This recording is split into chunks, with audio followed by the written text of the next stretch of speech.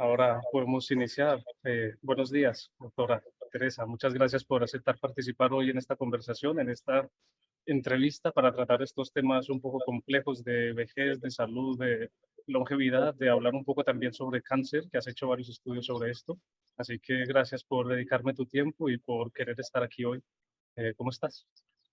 Hola, buenos días, David. Es para mí un auténtico honor y un placer poder compartir esta entrevista contigo en ese tema tan interesante como es el de la longevidad, ¿no? Porque a todos nos preocupa. Yo creo que es que todos queremos vivir más, quieras o no. Eso sí, siempre y cuando sea con una calidad de vida, ¿no? Entonces es algo que yo creo que a todos atañe. Claro, es principal vivir con buena calidad de vida, porque de nada nos sirve llegar a los 120 años y estar totalmente deteriorados. Así que queremos lograr este cambio de poder extender la vida, pero extender la vida y estar con aún algo de juventud y bastante buena salud. Así que me gustaría empezar preguntándome cuál fue tu motivación que te inspiró a seguir en este camino de la ciencia, de la medicina, de divulgar estas cosas, de los trabajos que has hecho. ¿Cuál fue tu inspiración, el detonante que te hizo querer hacer esto? Pues yo desde chiquitita siempre me había interesado mucho la ciencia, siempre había sido muy curiosa. Vengo de familia de farmacéuticos y siempre me han transmitido esa pasión por el rigor, ¿no? Por la reproducibilidad que tiene la ciencia. Haces un experimento en China y luego lo haces en España o donde sea y debe salir el mismo resultado. Eso para mí es muy curioso, ¿no? Y a la vez muy motivador. Y luego, pues siempre he sido muy curiosa, quería saber, descubrir el porqué de las cosas, siempre quería llegar al fondo del asunto. Además, me acuerdo que mi abuela siempre me decía, más vale parecer ignorante un momento que parecer ignorante el resto de la vida, ¿no? Entonces, efectivamente, siempre he sido como muy curiosa, no he tenido miedo a preguntar y siempre ha sido una constante, ¿no? Entonces, a medida que me hice haciendo mayor, me interesé por las ciencias y ya cuando estaba estudiando la carrera de farmacia vi que la parte de investigación biomédica es la que más me llamaba la atención. Entonces decidí hacer un doctorado en esa parte, en investigar pues los porqués a nivel molecular de las enfermedades, las patologías, el cáncer, etcétera. Es decir, ¿qué hace que unas moléculas que normalmente funcionan de forma coordinada, organizada y mantienen un equilibrio, de repente se desorganicen y empiecen a causar un proceso patológico?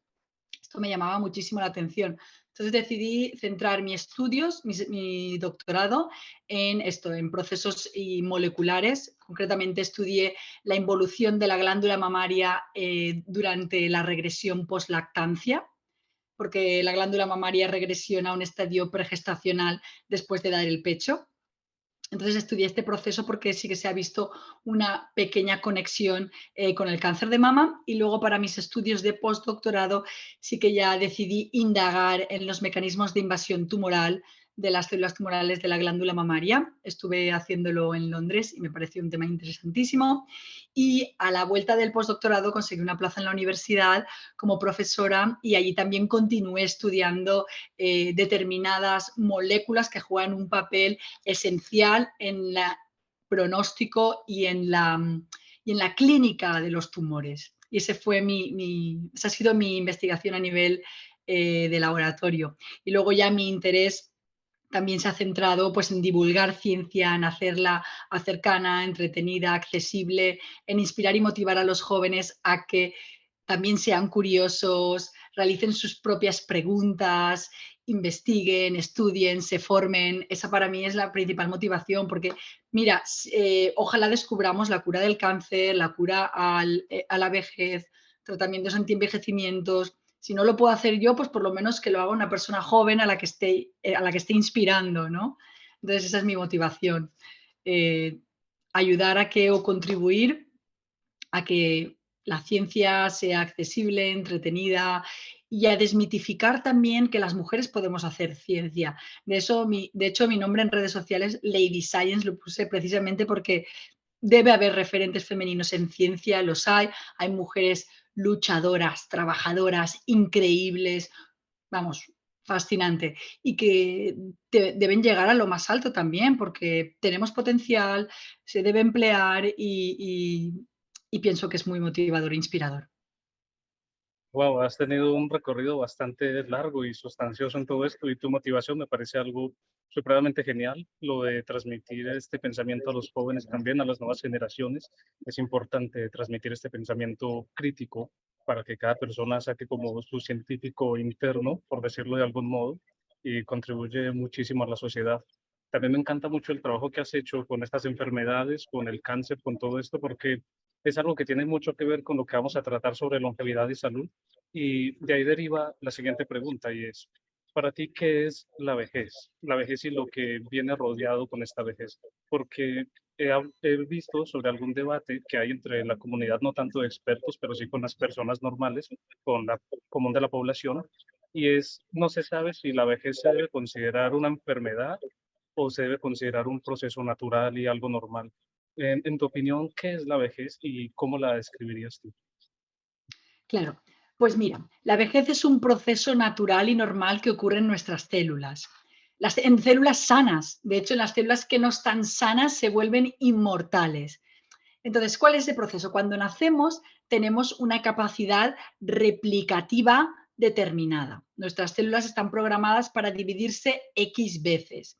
Y esto viene determinado pues, por la longitud de los telómeros, por la proporción de células madre que tenemos en los tejidos, por nuestra propia composición genética. Es decir, hay también mucha filosofía, porque claro, si decimos que las células sanas tienen un potencial limitado de replicarse, pero las que son patológicas tienen un potencial ilimitado de replicarse, que son las tumorales. ¿Cómo podemos llamar sano a lo que es finito e insano a lo que es infinito? ¿No? Es decir, por eso pienso que la vejez es sana, entre comillas, es un proceso natural, no es patológico. Y, y- y lo bonito es que debe existir para que haya, como seres pluricelulares que somos, porque a nivel unicelular, una célula suelta puede considerarse inmortal. Por eso los tumores que son egoístas son inmortales. Pero cuando un organismo es pluricelular y requiere la coordinación de todas las células, de todos los órganos, aparatos y sistemas, es cuando la vida se vuelve limitada, se vuelve finita porque no todas las células del cuerpo tienen esta capacidad y este potencial replicativo ilimitado. Entonces, es la pluricelularidad lo que nos hace que la vida tenga un coste y una penalización, además de la reproducción sexual. Es decir, nosotros nos reproducimos mezclando nuestro material genético con nuestros congéneres y esto hace que nuestra descendencia, esa sea al fin y al cabo nuestra razón biológica. Nuestros genes vienen programados para hacer eso, para reproducirse y entonces se acaban, entre comillas, eh, o sea, es decir, una vez nuestros genes los hemos pasado, los hemos transmitido, el sentido de nuestras células o la capacidad de nuestros genes de seguir multiplicándose y replicando se acaba. A no ser que tengas un tumor, que entonces las células ya se vuelven egoístas, no siguen las leyes del cuerpo, digamos, no se coordinan, no hacen caso a nada, pero las podríamos considerar incluso clones o células determinadas que ellas quieren vivir solas, pero sería como una bacteria, bacterias que colonizan nichos y que ellas pueden vivir solas, pero si no te coordinas, pues obviamente no hay sincronización, puedes vivir por tu cuenta, puedes vivir más, pero no generas un organismo complejo, sincronizado y grande. ¿Sabes a lo que me refiero? Y en toda esta reflexión que estoy haciendo lo digo porque precisamente porque somos coordinados, somos un equilibrio de muchos órganos, aparatos y sistemas, tenemos una reproducción sexual, todo esto hace que seamos finitos y que tengamos que dejar en nuestra descendencia pues un legado cultural y un legado biológico. Y en este sentido, quiero decir que, claro, hay un proceso natural de envejecimiento que empieza a partir de los 30 años, más o menos, que es cuando en teoría ya hemos dejado un legado biológico, ya nos hemos reproducido, ¿no? Y este proceso consiste en que algunas células pierden esta capacidad de replicarse de forma tan fehaciente, pierden la capacidad de comunicarse, la capacidad de transmitir los impulsos nerviosos, es decir, aparece ya un proceso de envejecimiento paulatino que va afectando cada vez de forma sistemática a diferentes partes de nuestro cuerpo y esto va haciendo que un edificio poco a poco, empieza a derrumbarse. ¿Qué es lo que queremos? Que se derrumbe lo más tarde posible y que a ser posible se mantenga estable, fuerte y robusto hasta el final. Entonces, eso es lo que buscamos con, creo yo, con las terapias anti-envejecimiento, con mantenernos jóvenes. Es decir, yo quiero mantenerme como si tuviera 30 años el resto de mi vida, con mi capacidad de fuerza, de funcionalidad, mi capacidad cognitiva. Eso es lo que todos buscamos cuando entendemos o intentamos buscar terapias anti-envejecimiento y pienso que es lo más interesante. ¿Y crees que esto pueda ser posible, al menos en un futuro cercano, lograr hacer que el edificio, como pusiste el ejemplo, permanezca en pie el mayor tiempo posible o tal vez en un futuro lograr que nunca se derrumbe? ¿Crees que podría llegar a ser posible en base a lo que hayas visto, a los experimentos que hayas hecho o a la información a la que tengas acceso? ¿Crees que podríamos llegar a realizar esto o va totalmente en contra de nuestro ADN o nuestra biología o sería imposible? Sí que podemos incidir en muchos aspectos que alargan nuestra calidad de vida. Es decir, hay alimentos, hay sustancias que nos inflaman, que nos generan radicales libres. Hay muchas sustancias que empeoran nuestra salud y sustancias que mejoran nuestra salud. Pero claro, todo dentro de un equilibrio, porque si tú te pasas de antioxidantes y tienes una célula que por lo que sea está mutada o ha acumulado mutaciones y tú le das antioxidantes, va a acabar viviendo más y tienes un tumor que le estás dando alas. Entonces todo requiere un fino equilibrio, pero sí que intentando evitar el estrés, comiendo sano, comidas que no generen radicales. A ver, el simple hecho de respirar, el simple hecho de vivir, nos oxida. De hecho, oxidación viene de lo que el consumo de oxígeno, ¿no? El consumo de oxígeno te genera radicales libres, los radicales libres inevitablemente afectan a la calidad de nuestras proteínas y a la calidad de nuestro material genético. Entonces, si tú estás alterando las proteínas y el material genético, llega un momento que la división de las células de nuestro cuerpo, que está continuamente sucediendo, pues no es tan eficiente, no se realiza de forma tan rápida ni tan bien. Y en el momento en el que se acumulan mutaciones, defectos, historias, pues se pierde una capacidad de reparación, de regeneración y de recuperación que es inevitable. Entonces, sí, podemos incidir con medidas, comer lo más sano posible, descansar, gestionar el estrés. Puede ser que algunas sustancias disminuyan también nuestra carga inflamatoria, pero todo tiene un límite, ya te digo, y no sé hasta qué punto nuestra genética también juega un papel fundamental. Conocemos los casos de las 4 zonas azules, ¿no? En la que está en Cerdeña, en Japón, consumen mucho pescado, intentan vivir tranquilos, también tienen una base muy sólida de relaciones sociales y familiares. Y tener esta estructura y este apoyo familiar y social es clave para la longevidad, porque sin conexiones sociales, sin estos nexos y apoyos familiares, la gente se deprime, se inflama, se desmorona, el edificio se desmorona. Y entonces por eso pienso que es muy importante pues también tener una vida mental y social saludable, aparte de la física. Creo que ya me respondiste un poco la próxima pregunta que te pienso hacer, pero igualmente la voy a realizar y es, actualmente hay una carrera en varias, entre farmacéuticas, científicos y muchas personas por encontrar esta fórmula mágica, sustancia milagrosa, pastilla o inyección milagrosa o terapia fantástica que con solo hacernos esto ya nos revierta el envejecimiento o nos prometa una vida más larga y ahora mismo hay una carrera por alcanzar esto. ¿Qué opinas tú acerca de dedicar los esfuerzos para lograr este milagro, esta píldora milagrosa? ¿O piensas que es correcto hacerlo o piensas que es mejor tener una perspectiva más completa y hacer algo más complejo como mejorar nuestros hábitos, toda esta rutina que dijiste? ¿En qué deberíamos tener más enfoque ahora? Mira, yo he escrito un libro que se llama Eres un milagro andante y en él he dedicado un capítulo y siempre lo muestro en las presentaciones que he hecho de mi libro, en el que digo, eres más joven de lo que indica tu DNI. Y lo que cuento es que efectivamente nosotros tenemos, nuestras células están continuamente dividiéndose, entonces si tú miras a la edad de tus células, por ejemplo, las de tus intestinos tienen 2 o 3 días, las de las de tu piel tienen 2, 3 semanas, las de tu hígado tienen 1 año, las de tus huesos tienen 10, 15 años. Tus neuronas y tus cardiomiocitos han vivido prácticamente toda tu vida. Es decir, cada célula tiene un ciclo celular y una duración diferente y que viene determinada por las demandas tisulares, es decir, viene determinada por las demandas del tejido y cuán protegido, cuán expuesto está al exterior. Por eso, como nuestros intestinos están continuamente recibiendo la comida, el ácido clorhídrico, es decir, están continuamente recibiendo cosas del exterior, necesitan una tasa de renovación más elevada y pues el corazón o las neuronas que están como más protegidas no se duplican. Y con esto quiero decir que existen unos factores que inevitablemente nos hacen envejecer. Uno es la proporción o la cantidad de células madre por tejido. ¿Se puede cambiar esto con factores del estilo de vida? No sé hasta qué punto, se está estudiando. Otro factor que nos limita es la longitud de los telómeros.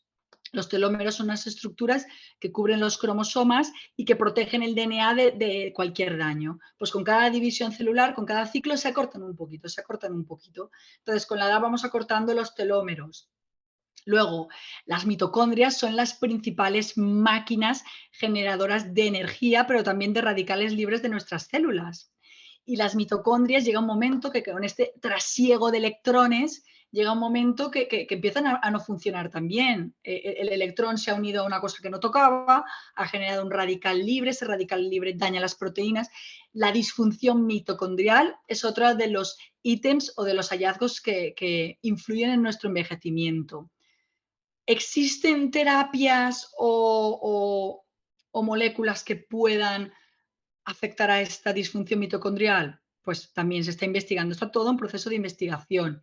Entonces ya lo he mencionado, telómeros, disfunción mitocondrial, proporción de células madre en el tejido. Son muchas cositas. Cuando una célula se vuelve, la senescencia es la palabra técnica que se usa para expresar o para denominar a una célula que está envejecida. ¿Qué pasa con las células envejecidas? Que secretan unas moléculas al ambiente que lo que hacen también es envejecer a las células de alrededor. De hecho, este secretoma se definió como el SASP, el Senescence Associated Secretory Phenotype.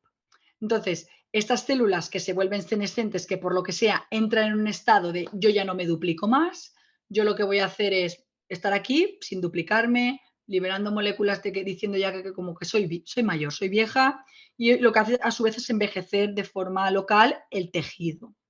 Entonces, todo esto merma las habilidades y las funciones de los órganos, de nuestro cerebro, empieza ya la degeneración. ¿Se puede luchar contra esta senescencia? Pues igual hay una moda, hay alguna forma de secuestrar estas moléculas propias del secretoma senescente. También sería otro posible abordaje terapéutico. Es decir, el envejecimiento se puede abordar de tantos frentes y cada uno requeriría una intervención terapéutica diferente que es complicado, es muy complicado. Pero bueno, yo creo que hay muchos grupos de investigación en ello que se está intentando abordar y que lo principal es eso, disminuir carga inflamatoria, disminuir generación de radicales libres y mantenerse sano con una habilidad y una calidad de vida igual a la que tenías 30 años, pero pues sumando años, tener 40, 50, 60, pero seguir moviéndose, seguir ilusionado, seguir entusiasmado, seguir siendo funcional. Claro, claro, es necesario abordarlo desde diferentes frentes, no se puede tener una sola cosa única que ya resuelva todo el problema, eso es entendible. Y dijiste algo muy primordial sobre la senescencia celular, sobre estas llamadas células zombies. Hay un gran enemigo para la vida que encontró la forma de evitar esta senescencia, que viene siendo el cáncer, que has tenido varios estudios acerca del cáncer y todo esto.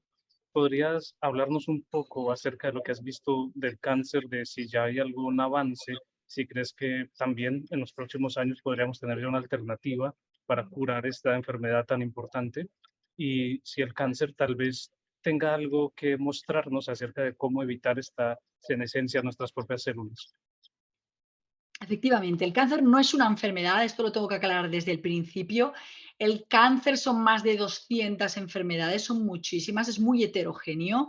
Cada uno se origina en un tejido diferente y por unas causas y mutaciones diferentes. Por tanto, cáncer lo llamamos genéricamente a un paraguas de un montón de enfermedades. Eso que quede clarísimo desde el punto uno. ¿Qué es lo que hacemos desde el punto del abordaje clínico? Intentar estratificar y clasificar cada uno de los cánceres para poder abordarlo terapéuticamente de la mejor forma posible. Cada uno expresa un tipo de proteínas, tiene algún tipo de genes diferentes, disfuncionales, es decir, es muy variados.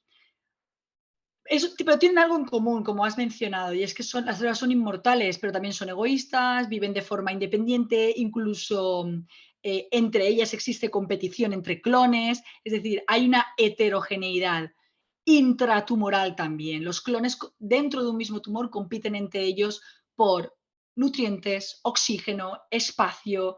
Llega un momento que compiten tanto que dicen, no cabemos aquí, no nos llegan nutrientes, vamos a colonizar otras partes del cuerpo. Se extravasan, entran en la circulación sistémica y dicen, a ver, ¿dónde me siembro ahora? Pues mira, aquí en el pulmón o en el hueso o en el cerebro, ¿no? Entonces cuando establecen una metástasis.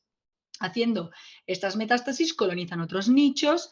¿Qué pasa? Que en ese nuevo nicho pues empiezan a crecer, mira, tengo más espacio, me llegan más nutrientes, voy a generar incluso vasos nuevos que me lleguen sangre a mí y nutrientes de forma específica, es decir, es sin orden ni concierto una invasión generalizada. Y lo que ocurre es que hay algún momento en la consecución del ciclo celular que hay una desregulación total y se empieza a expresar telomerasa. La telomerasa es una enzima que alarga los telómeros, es decir, en cada división celular, en vez de acortarse, que le ocurre a las células sanas, se mantiene alargado, se mantiene alargado. Entonces las células tienen capacidad replicativa ilimitada. Claro, entonces ver cómo esa telomerasa puede influir, pero claro, ¿a qué nivel? Esas células no se están coordinando con nadie, es lo que hablaba yo antes, somos seres pluricelulares, está todo orquestado, ahí no existe ninguna orquesta ni ninguna coordinación. ¿Sabes? No, no vas a ningún lado con ese egoísmo ni con esa capacidad, vale, replicativa ilimitada, pero es que eres tú solo, una célula, no te estás coordinando con nadie, ni haciendo ninguna orquesta, ni nada sinfónico, elegante, ni nada, no sé si me entiendes. Sí, sí, te entiendo. Y Que los cánceres y los tumores nos pueden enseñar cosas, pero igual que las podemos aprender de otros animales que también tienen mecanismos de longevidad muy potentes, como las medusas, las planarias, la rata topo desnuda. Es decir, tenemos un conjunto de animales que también ellos sí que son organismos pluricelulares, coordinados, pero que sí que tienen mecanismos de longevidad muy bien establecidos. La mayoría de veces su longevidad radica en tener unos mecanismos muy potentes de reparación de mutaciones en el ADN. Es decir, tú cuando duplicas una célula, el ADN tiene que duplicarse de forma súper fidedigna, súper fehaciente. Y en el caso de que se cometa un error, tiene que haber una máquina, una proteína, una enzima que repare ese error de la forma más fidedigna posible. Entonces, todos estos animales tienen esta forma, estas máquinas de reparación del ADN muy potentes, por eso viven tanto. Aparte de que muchas no se exponen al sol, que es una fuente de radiación muy potente y de mutaciones, también viven en clanes, sobre todo las ratas topo desnudas, es decir, tienen una clase de características que podemos estudiar y que nos sirven como modelos de longevidad. Y pienso que esto nos puede dar muchas claves y muchas pistas. Tengo un optimismo sensato, es decir, con el conocimiento, con la investigación y con los experimentos podemos llegar muy lejos, porque mira, solo tenemos que pensar que hemos triplicado nuestra longevidad. Desde la prehistoria vivíamos unos 30-35 años, porque ya te digo, habíamos pasado nuestros genes, moríamos y se acabó. Vivimos hasta los 90, ¿no? Y cada vez vivimos en una mejor calidad de vida. Pues eso es por algo, ¿no? Es porque hay investigación, se invierte recursos en investigar, en el conocimiento, en el progreso, y eso es fundamental. sí, eso es fundamental. Yo realmente no tengo dudas sobre la capacidad que va a tener la raza humana, porque mira que, por ejemplo, en menos de 100 años el ser humano logró cambiar de estar transportándose en caballos a construir algo capaz de ir a la luna. En menos de 100 años hicimos ese cambio. Así que en un futuro no me alcanzo ni siquiera a imaginar lo que vamos a poder lograr y más viendo estas cosas que tú misma dices de la naturaleza y los animales.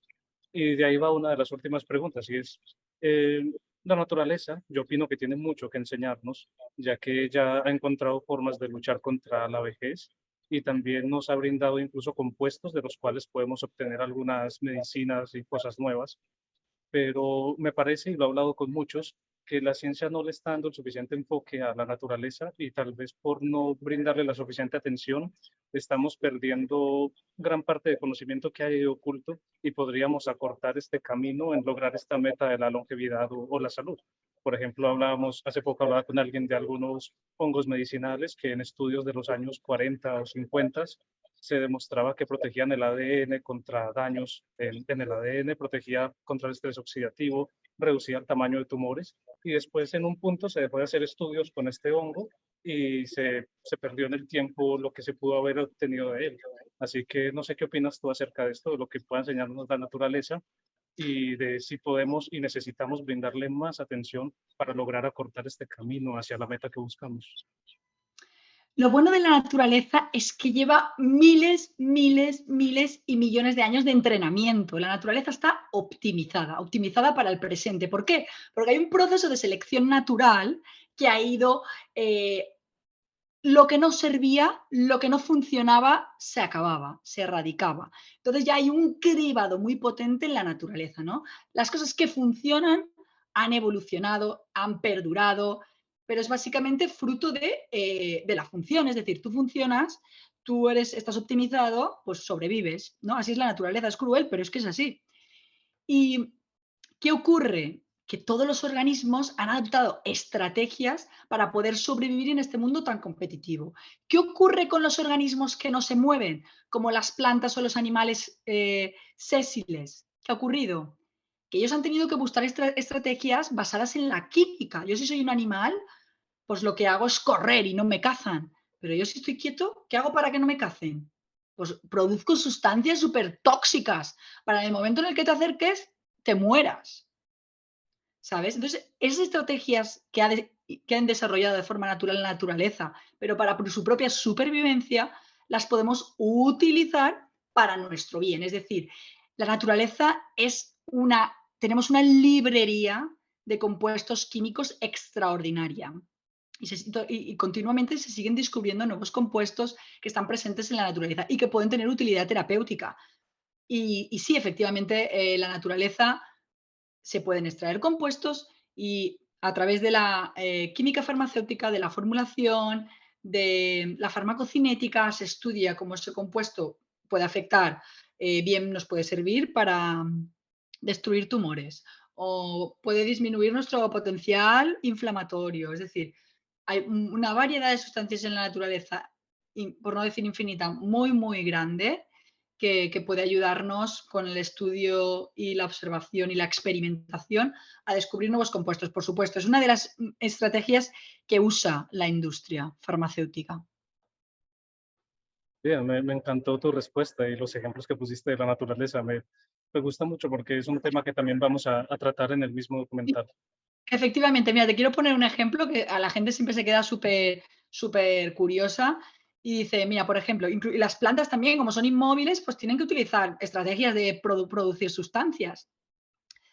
La gente se cree que la quimioterapia es como súper mega tóxica, es sintética, ¿no? Es algo que han desarrollado en el laboratorio. Pues no. La quimioterapia es una sustancia natural. Se extrae de la corteza del tejo, el árbol del tejo. El taxol es uno de los compuestos que se utiliza en la quimioterapia y que tiene un potencial de cargarse los tumores muy, muy potente. Se extrae de la corteza del tejo. Es decir, tenemos sustancias súper letales y súper tóxicas en la naturaleza que se lo digan a Sócrates que murió con cicuta, ¿no? Pero del mismo modo que tenemos sustancias muy tóxicas y muy chungas, también tenemos sustancias muy buenas. Todo está en la naturaleza. Wow, yo no tenía ni la más mínima idea de que la quimioterapia venía del árbol de tejo. Sí, me Uno de dejó los muy sorprendido. Sí, Sí. uno de los compuestos usados, que es el Taxol, pero bueno, hay muchos, y muchos derivan de compuestos encontrados en la naturaleza, claro que sí, están Sí, yo, optimizados.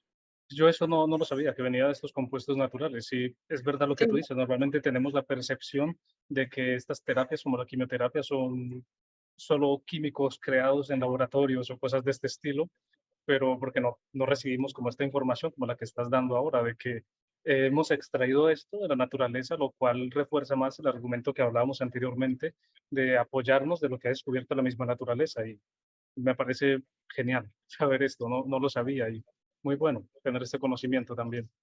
Sí, eso es fundamental. A ver, yo soy farmacéutica y controlo bastante de sustancias y me hace mucha gracia cuando la gente distingue natural de químico artificial, pero es que Sí, es sí, un espectro continuo. Es decir, no hay un corte. Lo que está en el laboratorio se ha sacado de cosas naturales. La vitamina C se saca de la naranja o de lo que sea. La puedes sintetizar químicamente, pero te sale más barato y más rentable aislarla del producto. Es decir, al fin y al cabo, todo es química, el agua es química y está en la naturaleza, pero también la puedes sintetizar en el laboratorio. Es decir, en los laboratorios no se hace nada que no sea posible en el mundo, que por eso es posible químicamente, ¿no? Y a lo mejor está presente en la naturaleza. claro, me gusta eso. Hay que unirnos aprovechando este conocimiento de la naturaleza con esta selección natural que tú mencionas y aportar estos caminos hacia la meta que buscamos. Eh, una cosa antes de terminar, y es, a mí me encanta mucho el trabajo que tú haces en redes sociales, lo viral que estás haciendo en las redes. Para mí, cuando estaba buscando los expertos para participar en el documental, me llamó mucho la atención principalmente esto porque veo que tienes una audiencia muy diferente, ya que te rodean personas que no son solo de la comunidad científica o los mismos científicos o los mismos expertos, sino que estás abierta como a todo tipo de público y el mensaje llega a muchas más personas, personas que no tienen nada absolutamente que ver con la ciencia y aún así están interesados y gracias a lo que haces reciben este mensaje y reciben todo este conocimiento como el que diste ahora de cosas que ni yo sabía sobre la quimioterapia y todo esto. Así que no sé qué opinas tú de si es necesario que también el resto de la comunidad científica y de que estas personas que se dedican a estas cosas puedan distribuir este mensaje más óptimamente, así como tú lo haces, llegando a otro público, porque me parece que la información está ahí, pero no se está repartiendo de la forma correcta porque estás para un público muy sesgado y no está a la orden de todos, como lo estás haciendo tú. Entonces, no sé qué consejos tengas acerca de esto o qué mensaje tendrías de que más personas puedan apoyar esto que tú estás haciendo. Efectivamente, para mí es un auténtico honor y un placer que me sigan tal cantidad de personas de todos los ámbitos, de todos los nichos. Me siguen médicos, profesores, científicos, pero también gente que a lo mejor no tiene estudios o que está estudiando o incluso de letras porque dicen, ostras, gracias a ti, ahora entiendo la ciencia, ¿no? Es que muchos me dicen, Buah, es que yo la veía como algo obsoleto, extraño, y tú la haces accesible, cercana, divertida, entretenida. Entonces, precisamente esa es la labor de los divulgadores científicos. Nuestra labor es acercar la ciencia y hacerla entretenida, accesible, dinámica. ¿Qué pasa? Que no todo el mundo le gusta eso y entiendo que haya personas que se dediquen a eso y otras que se dediquen más a investigar, a leer, a empujar las fronteras del conocimiento y que es súper admirable todo. Perfecto, eso me encanta también. Mira, me gustaría que termináramos con un mensaje que puedas darle a nuestra audiencia, un consejo o algo de cómo podrían cada uno contribuir a lograr esta meta de la salud y en consecuencia esta longevidad o juventud más duradera. ¿Cuál sería tu mensaje a las personas, tu consejo para que cada uno brinde su grano de arena a esta búsqueda y a esta meta? Yo siempre digo que para lograr la salud individual necesitamos lograr la salud general, ¿no? Si la sociedad está sana, tú estás sano como individuo. Si tú estás sano, tú también puedes aportar tus energías y tu salud a la sociedad en general. Entonces, pues lo típico, que la gente se cuide, que no fume, que no consuma drogas, que no consuma tóxicos, que tenga un estilo de vida saludable, que haga lecciones conscientes mirando por su salud, que no se deje guiar por modas, por retos virales, por tonterías y no sé, nada más que añadir. Y que Bueno, sigan a Lady Science para estar al día en todas las novedades científicas. sí, claro, eso me parece muy importante. Mira que en esta charla yo aprendí un montón y ahora con todo lo que has subido en redes hay una avalancha de conocimiento tremenda y eso es genial. Así que muchas gracias, doctora Teresa, por estar aquí hoy. Muchas gracias por esta entrevista, por todo el conocimiento que nos brindaste y por aceptar también participar en este proyecto, en este documental. Gracias a ti, David, un auténtico placer, un honor.